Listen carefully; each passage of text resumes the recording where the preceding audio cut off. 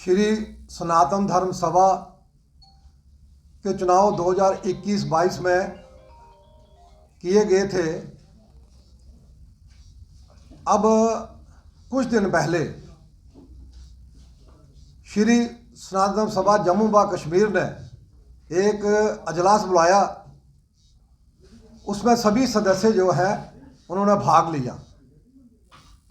उसमें सर्वसम्मति से एक बार पुनः माननीय पुरुषोत्तम कुमार दधीची जी को प्रधान चुना गया।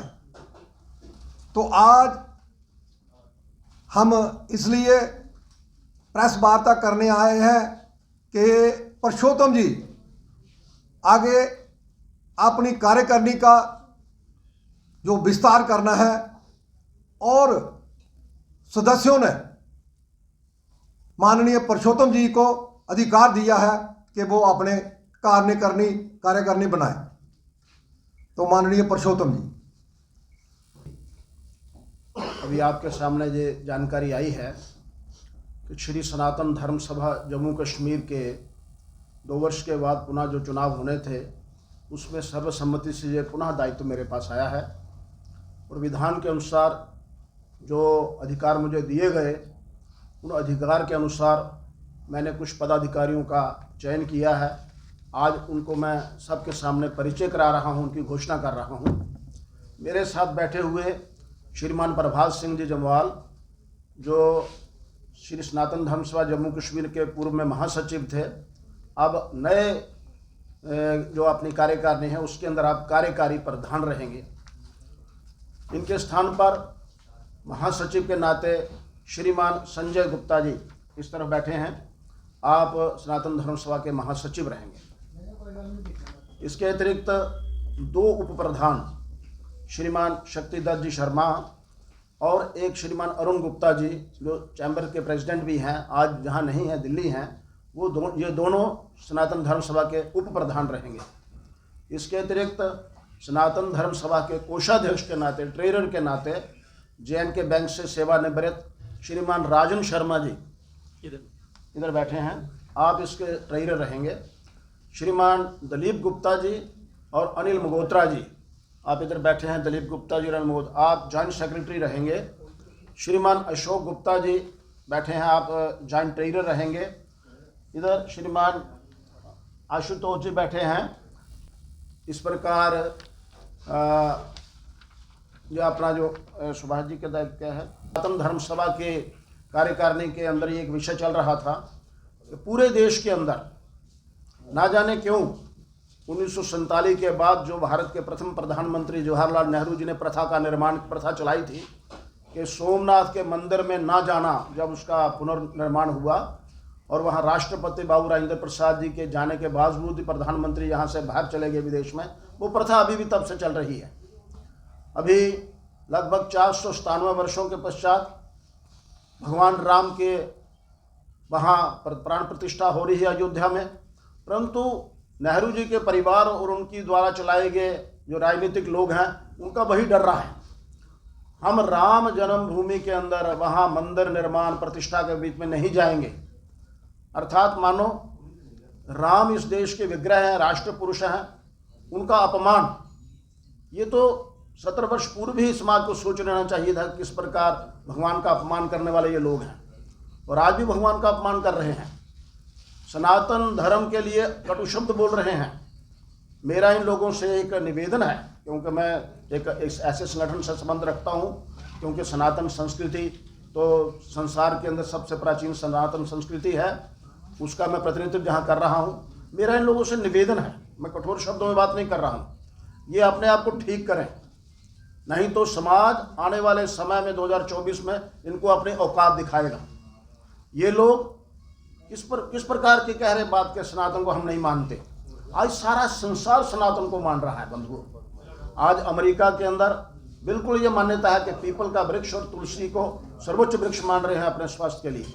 आज फ्रांस ने ये घोषणा कर दी कि शंखनाद जो है प्रत्येक प्रकार के बैक्टीरिया का विनाश करता है। आज इजराइल ने ये घोषणा की है कि हवन यज्ञ करने से कई इस प्रकार के जो कुकर्मी विकर्मी है वायरल है उसका विनाश होता है।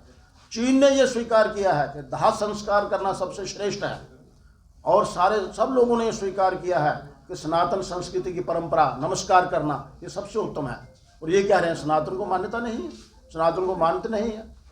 अरे सनातन इस देश में ये नहीं माने, ये उसको स्वीकार नहीं कहें, इस देश में सनातन ही है, सनातन के आधार पर ही ये सब चल रहा है, ये इस प्रकार का नहीं है। लेकिन इन लोगों को क्या कहूँ अब मैं, हमारे कुछ लोग कहते हैं कि मूर्ख नेता हो गए सारे इकट्ठे। मुझे इस कहने में भी आपत्ति नहीं कि भारत कृष्ण राम और शिव की भूमि पर सनातन को नहीं मानना, किसको मान रहे हैं ये लोग अपनी राजनीतिक रोटियां सेक रहे हैं, भगवान राम का अपमान कर रहे हैं, सनातन के खिलाफ बोल रहे हैं। इस प्रकार का ये समाज ज़्यादा सहन नहीं करेगा और मेरा समाज को आह्वान है कि उनको इनकी औकात दिखाई जाए। एक तो ये विषय आज भी बात चल रही है। दूसरा विषय एक और सनातन के सामने आया बंधुओं, वो ये है, आप लोग जल्दी में होंगे, आज जगरातों के नाम पर रामलीला के स्थान पर कीर्तनों कथाओं के अंदर सोची समझी योजना के तहत इस प्रकार के वहाँ पर कार्यक्रम दिए जाते हैं जिससे सनातन का अपमान होता है, सनातन वैल्यूज़ ऑफ लाइफ जो है उनको हिट किया जाता है। मैं एक जगह कार्यक्रम में गया था, वहाँ वो एक मंडली आगे भजन करने के लिए, वो भजन करते करते उन्होंने भजन शुरू किया, श्यामा श्यामा श्यामा हो असा देखे तेरे प्यो लोकां दा इक ते तेरा दो। ये अपमानजनक स्थिति है सनातन के लिए। मेरा सब कीर्तन करने वाले लोगों से, सब कथावाचकों से, मैं सनातन धर्म सभा की तरफ से बोल रहा हूँ, सब रामलीला समितियों से, सब जगराता करने वाली समितियों, करबद्ध निवेदन है कि वह समाज को इस प्रकार की चीज़ें ना परोसें। इससे समाज का अंदर सनातन की जो मूल्य है उनकी कमी होती है, उनका क्षय होता है। इसलिए उनके साथ में निवेदन है कि जो भी कार्यक्रम करें बढ़िया करें, उत्तम करें, कि समाज को एक संकेत जाए। दूसरा विषय, आज जम्मू कश्मीर के एक और विषय मेरे सामने है। जम्मू कश्मीर प्रांत के अंदर मेरे पास जो घटनाक्रम है पिछले 2 वर्षों के अंदर, हमें मालूम नहीं जहाँ पड़ रहा, पहाड़ी क्षेत्रों के अंदर बहुत बुरी तरह से इस प्रकार का व्यवहार किया जा रहा है हमारे देवस्थानों के साथ, वहाँ छेड़छाड़ की जा रही है। यहाँ रामबन के इलाका चंबा डमोल में गांव में बाबा बनसुल के दरबार में मंदिर को तोड़ा गया, वहाँ करोल कुंडली में मंदिर को तोड़ा गया, गंदरी में शेषनाग की मूर्ति के ऊपर अंडा तोड़ा गया, बनसुल का मुख तोड़ा गया। किसी को पता नहीं है, ये बात बाहर नहीं निकल रही है, लेकिन वहाँ का समाज चिंतित है। ऐसा क्यों हो रहा है? कौन से ऐसे तत्व हैं? प्रशासन उनकी ओर से क्यों चुप है? जम्मू कश्मीर के प्रशासन को इसकी खबर लेनी चाहिए। ऐसे सब लोग जो समाज का वातावरण खराब करना चाहते हैं, ये पिछले 2 वर्षों में लगभग 6 घटनाएं इस प्रकार की हुई हैं, इसकी ओर प्रशासन का ध्यान क्यों नहीं जाता है? और बहुत सारी बातें होती हैं, लेकिन सनातन समाज को जानबूझकर प्रताड़ित करना, मंदिरों को तोड़ना, देवस्थानों पर अंडे फोड़ना, भगवान की मूर्तियों को क्षय करना, विकसित करना, ये सहन नहीं होगा। समाज प्रशासन को मेरी ओर से एक निवेदन है कि वो इसकी ओर अपना ध्यान दे, जो उसके अंदर अपराधी लोग हैं उनको पकड़े। और एक चौथा विषय आज मैं आपके सामने रखना चाहता हूँ कि कुछ लोग जानबूझकर 22 जनवरी को जो भगवान रामलला की वहाँ प्रतिष्ठा होने वाली है, जानबूझकर लोगों को कह रहे हैं चलो 22 जनवरी को सारे, ताकि हमें भगदड़ बचे, मैनेजमेंट की समस्या आए। मेरा निवेदन है, मेरी अपील है, आह्वान है कि केवल 22 जनवरी 2024 को भगवान रामलला की प्राण प्रतिष्ठा में वही बंधु जाएं, वही सज्जन पुरुष जाएं जिनको वहाँ से ठीक तरीके से अथॉरिटेटिव निमंत्रण आया है, जिनको वहाँ से निमंत्रण मिला है। वहाँ इतनी बड़ी व्यवस्था नहीं है, कुछ लोग टिकटें कटा रहे हैं, भगदड़ मचाने की योजना है, जो भी है कुछ लोगों की, कि वहाँ हो हल्ला मचे, खराबी आए। लेकिन मेरा सारे समाज से, सनातन समाज से निवेदन है कि भगवान राम की जो पूजा है वो उनको जहाँ प्राप्त होगी, वो भगवान राम के भक्त हैं, इसलिए वहाँ भगदड़ ना मचे, केवल वही लोग जाएं, बाकी लोगों को आगे आगे अवसर मिलेगा। सारा समय पड़ा है, वहाँ व्यवस्थाएं खड़ी होंगी, वहाँ जाएं।